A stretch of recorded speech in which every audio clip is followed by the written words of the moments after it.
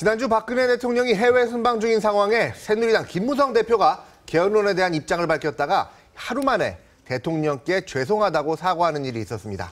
개헌 논의는 경제 블랙홀이라는 박 대통령의 발언에도 개헌론을 꺼내들었던 김 대표의 행보를 두고 여러 가지 말들이 나오고 있는데요. 앞으로 박근혜 대통령과 김무성 대표의 관계가 어떻게 될지 충남대 김종래 초빙 교수 모시고 짚어보겠습니다. 안녕하세요. 안녕하세요. 먼저 오늘 전 아침 신문을 보고 좀 깜짝 놀랐습니다. 차기 대권 후보, 대권 주자 지지도에서 그동안 이렇게까지 지지율이 높은 분이 안 계셨는데 반기문 유엔 총장이 무려 거의 40% 육박하는, 그렇죠. 40% 육박하는 지지율을 받았습니다. 이거 어떻게 해석해야 될까요? 우선 조선일보 오늘 사면자를 보시죠. 한길 리서치가 조사했고 아직은 이것이 뭐 여론 그야말로 인기도 호감도 수준인지 실제로 득표에 연결될지에 대해서는 뭐 다 다른 얘기겠지만 어쨌거나 그래도 매우 그 유의미하고 흥미있는 조사 결과인데 자, 유기현 사무총장이 39.7%로 1위, 박원순 13.5, 문재인 9.3, 그리고 김무성 새누리당 대표는 여당에서는 1등이지만 4.9%가 됐다는 결론이 나왔습니다. 자, 이 현상을 보면 우리가 이제 지난번 대통령 선거 당시를 보면은 안철수라는 여와 야의 제3의 인물이 나왔을 때 현상이 있었지 않습니까? 그것처럼 지금도 이렇게 본다면 반기문 현상이라고 보여질 수 있는 게 있겠죠. 그거는 현재의 여야 정당 구조나 정치인들이 국민들에게 그만큼 신뢰감을 주기보다는 엄청난 불신감을 주고 있다는 얘기죠. 그런데 여기서 아주 좀 특이한 것은 뭐 반기문 총장의 그 대권 도전 의지가 있느냐 없느냐 아직은 뭐 절대 없다고 그러지만 있느냐 없느냐의 관계없이 왜 이런 현상이 나타났냐를 보면서 흥미로운 것은 가령 단순하게 박원순, 문재인 두 분을 합쳐도 반기문 총장을 못 이기고 있지 않습니까? 그런데 이 반기문 현상이라는 것은 그러면은 현재 있는 여와 야 중에서 어디를 더 많이 잠식하고 있을 것인가? 말하자면 반기문 총장이 유엔의 대통령 선거에 뛰어든다 할 경우까지 염두에 두면서 우선 안철수 의원까지 영입한 야당 쪽에서는 반기문 총장이 우선 갈 리가 없지 않습니까? 그렇죠. 가신다면 여러 가지 논란이 있지만 새누리당 쪽을 택할 걸로 보여집니다. 그러니까 본인들이 절대 안 한다니까 이건 가정의 얘기입니다만 실제로도 반기문 총장의 득표력이 어디를 뺏어가고 있느냐 보면은 현재 여권 지지 후보들의 지지들을 여권 후보들의 지지들을 뺏어가고 있다는 얘기죠. 옛날에 과거에 안철수 후보는 새누리당도 뺏어갔지만 야당 표를 잠식했지 않습니까? 근데 지금은 여당 쪽에서 일고 있는 거다 이거죠. 그러면 이 현재 여권의 지도급이라든지 차기 대권을 내심 기대하고 있는 거물급 정치인들은 마치 문재인이나 박원순 씨가 지난 대선 때 안철수 현상에 대해서 가졌던 마음, 그만의 긴장이랄까 겸허함 이상을 가져야 된다는 얘기죠. 아무리 이분이 안 나오는 것과 관련 없이 현실적으로 국민들에게는 자기네들이 그만큼 평가를 받고 있지 못하다는 거죠. 그러니까 정당 간에는 말하자면 박근혜 대통령까지 합쳐서 여와 야를 할 때는 야당이 여당의 반밖에 안 되지만은 지지도가 차기 대선에 관해서는 여당이 심각한 위기에 처할 수도 있다라는 메시지를 전달하고 있는 거죠.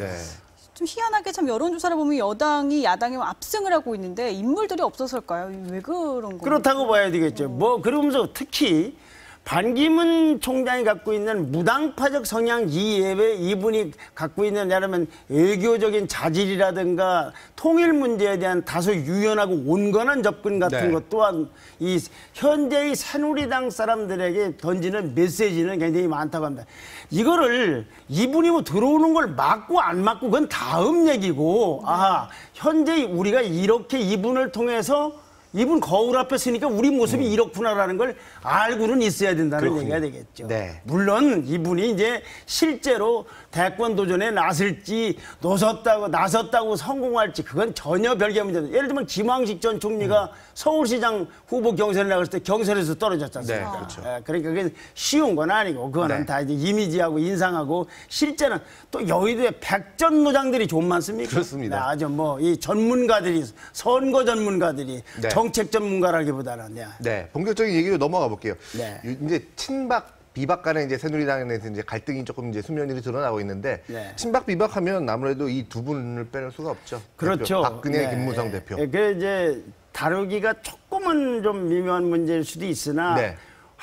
우리나라 현실 정치에서 이 두 분의 관계가 여야의 관계 이상으로 현실적으로 정치를 미치고 있기 때문에 네. 이런 부분 한번 우리가 짚어볼 필요는 있겠죠. 네. 키워드를 볼까요? 네, 키워드로 좀 몇 가지 정리를 해봤습니다.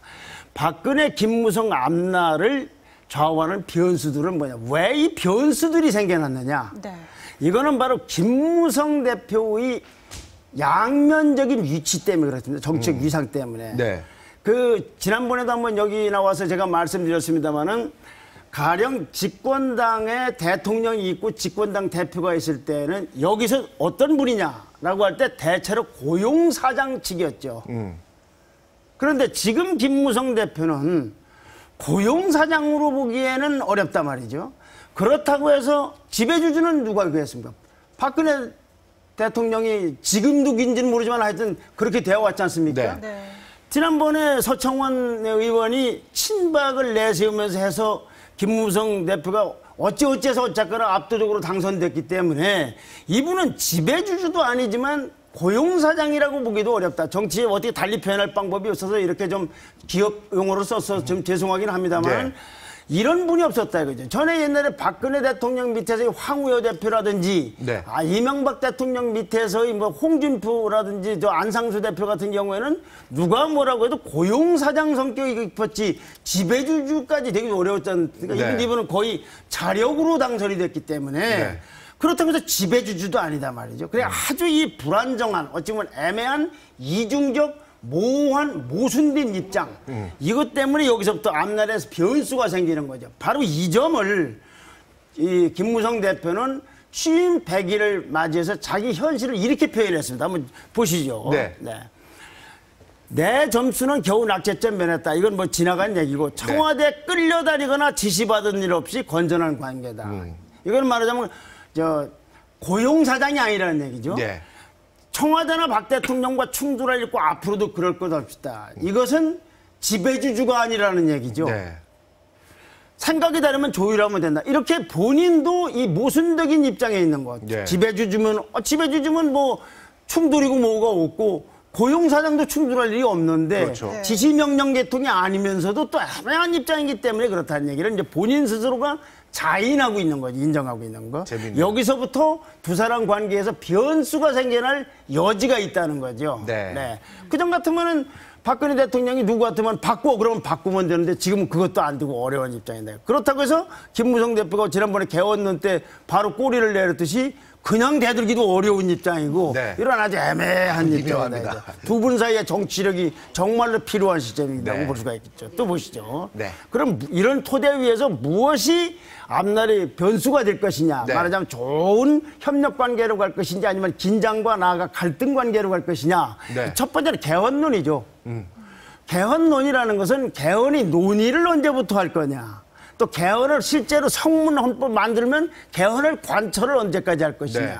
그렇다면 개헌 내용은 무엇일 것이냐. 이런 부분들에 대해서 박근혜 대통령과 김무성 대표 간에는 의견이 일치하거나 조율이 되지 않으면 서로 견해가 다르면 굉장히 복잡한 문제로서 긴장과 대립 또는 갈등의 관계로 갈 수 있겠죠. 네. 근데 여기서 김무성 대표는 그 당시에 말한 것에 대해서 죄송할 뿐이지 네. 개헌의 필요성을 제기한 걸 죄송하다든가 특히 자기가 얘기한 오스트리아식 이원 집정제 개헌 방향에 대해서까지 죄송하다는 게 아니라는 거죠. 네. 자 그러면은 여기서 나온 길에 이제 오스트리아식 이원 집정제라는 것도 뭔지 뭐냐라는 걸 좀 한번 보시죠. 그냥 막연히 우리가 느끼기에는 권력은 분산하는 것 같다라고 생각하는데 그 점에 대해서 김문수 대표 혁신위원장이죠. 네. 또 얘기해서 이원 집정제 지금 우리 현실에 맞지 않다. 이분은 개헌 얘기를 하는 게 아니고 개헌론도 반대론자입니다만은 네. 굳이 얘기하더라도 이원 집정제는 맞지 않다. 이분은 네. 개헌 반대로 왜 그러냐?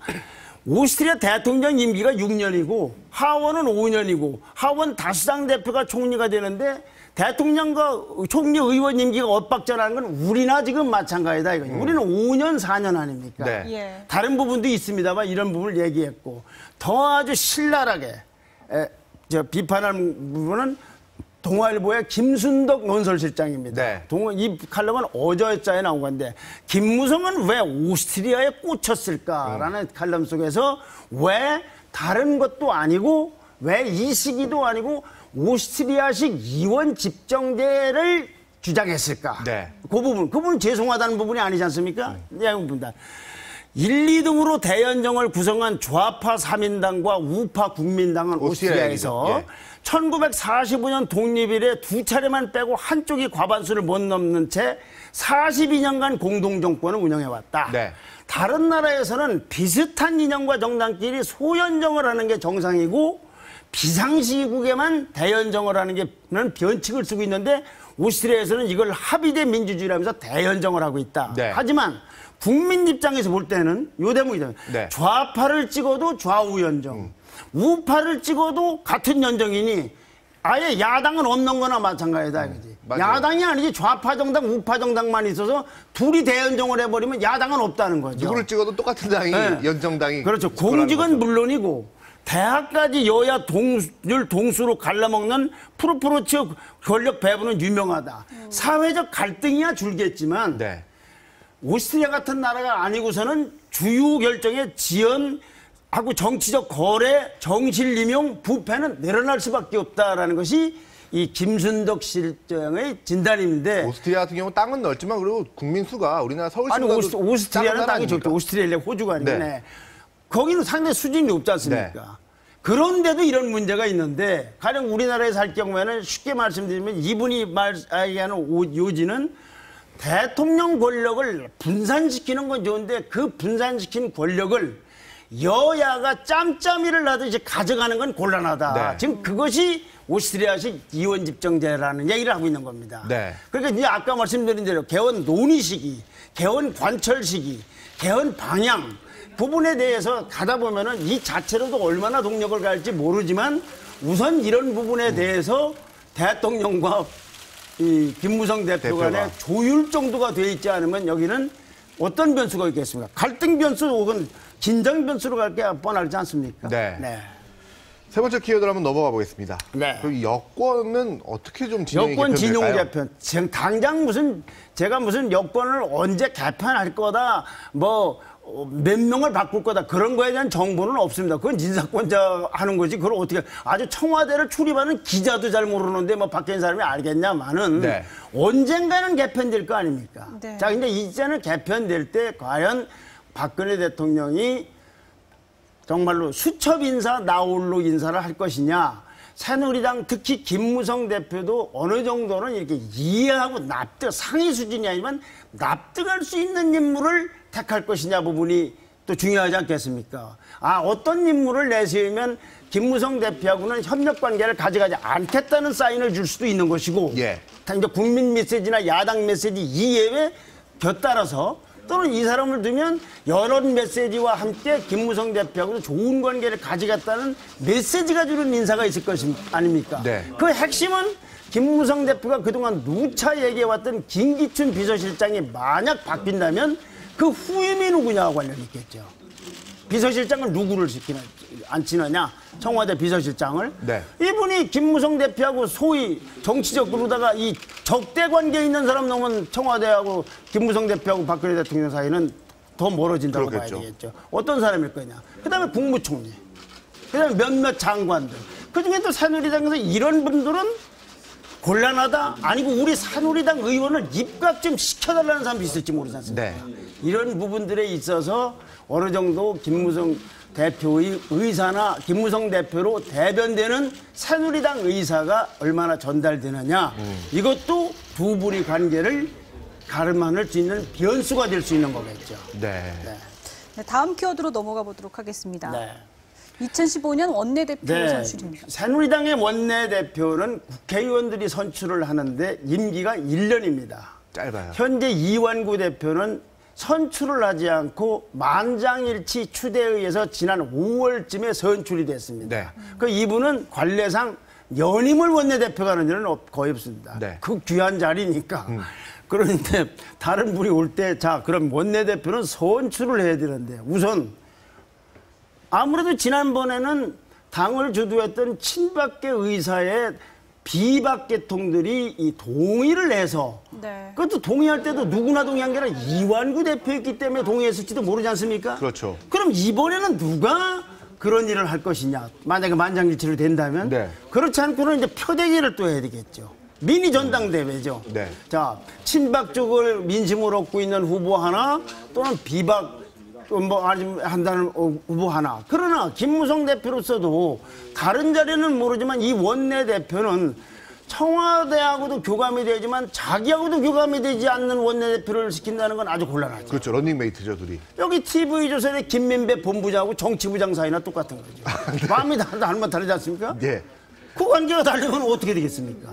그러니 이 부분을 어떻게 할 거냐. 결국 이것이 나중에 하면은 뭐 속된 말로 하면 아이는 아니다면 낮은 레벨의 싸움이 어른 싸움이 된다고. 네. 잘못하면 이 두 분 사이에 갈등도 되거나 또는 화합이 될 수도 있겠죠. 네. 이 부분에서 만장일치도 좋을 수 있고 아니면 아예 무관하다. 선거를 하라. 근데 국회의원들끼리 선거를 하는데 무관하다고 진짜 무관하지는 않기 때문에 네. 이 부분은 어떻게 조율할 것이라는 것도 상당히 중요한 문제가 됩니다. 다른 당직하고 다릅니다. 왜냐하면 대야 전략을, 국회 전략을, 입법권을 관철해야 되고 이런 부분이 있기 때문에 그런 것이죠. 결국 뭐 친박이다, 아니면 비박이다 해도 누군가에게는 유불리가 생길 수밖에 없다. 그렇죠. 친박 중에서도 비박이 용인할 친박. 네. 또 비박 중에서도 친박이 그래 뭐 그 사람이면 괜찮다는 정도의 누구. 이런 사람이 있을 거 아닙니까? 네. 지금도 친박이라고 하지만 친박이 다 비박이 비토 정도가 똑같은 게 아니거든요. 그렇죠. 지난 대통령 선거 이후에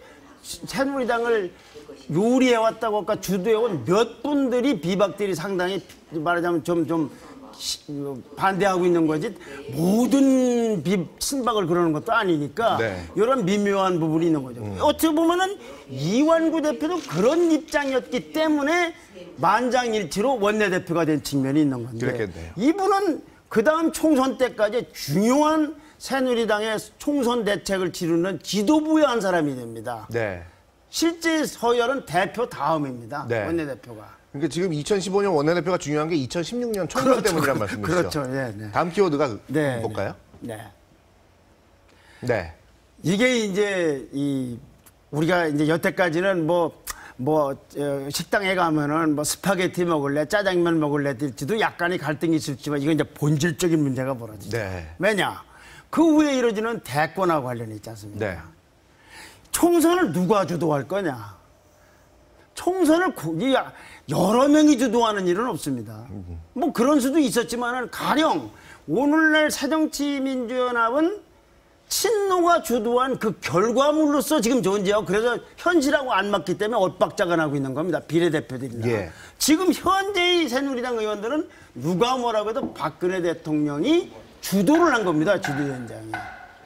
그것이 뭐 공천권을 뭐 오픈 프라이머로 하느냐 뭐냐보다 하여튼 총선 전체에 대해서 공천권은 어떻게 행사할 것이며 누구를 지원할 것이며 어떤 전략을 갖고 갈 것인가라는 것이 다 이게 최고 인사 문제 아닙니까? 네. 그런데 여기서 김무성 대표가 내가 다 관장을 하겠다. 내가 공천권 행사를 하겠다 아니라 국민 경선 방식도 내 맘대로 하겠다라는 거와 박근혜 대통령 입장에서는 아니 임기가 우선 몇 년 더 남아있을 뿐만 아니라 네. 새누리당을 어떻게 만든다 이거 천막당사까지만 해서 이렇게 세운 분인데 박근혜 대통령이 그 사람 대단히 훌륭하시니까 마음대로 하십시오 할 수 없고 네. 또 그러고 싶어도 지지 세력이 있지 않습니까? 또 갈라지면은 또 완전히 대결된 상태로 지난번 이명박 대통령 정권 출범했을 때 박근혜 대통령 쪽하고 좀 갈라진 상태로 선거를 치렀지 않습니까? 이렇게 치르면 승산도 많지도 않기 때문에 네. 어떻게 해서든지 일치된 모습으로 선거를 치러야 되는데 이게 뭐 비례대표 문제라든가 당직 문제나 대변인 공천 방식 등등의 네. 문제가 있고 여기에 총선 전에 개헌까지 하자고 할 경우에는 더더욱 복잡한 문제가 얽힌다. 이런 변수들이 어떻게 될지는 저도 모르겠지만 대체로 이런 것들이 두 분 사이에 이 긴장으로 몰고 갈지 협력 관계로 몰고 갈지를 모르겠다 이런 얘기입니다. 네, 그렇군요. 이 박근혜 대통령과 김무성 대표와의 미묘한 관계 앞으로 어떻게 될지 오늘 한번 심도 있게 짚어봤습니다. 김용래 충남대 초빙 교수와 함께 얘기 나눴습니다. 감사합니다. 고맙습니다. 네.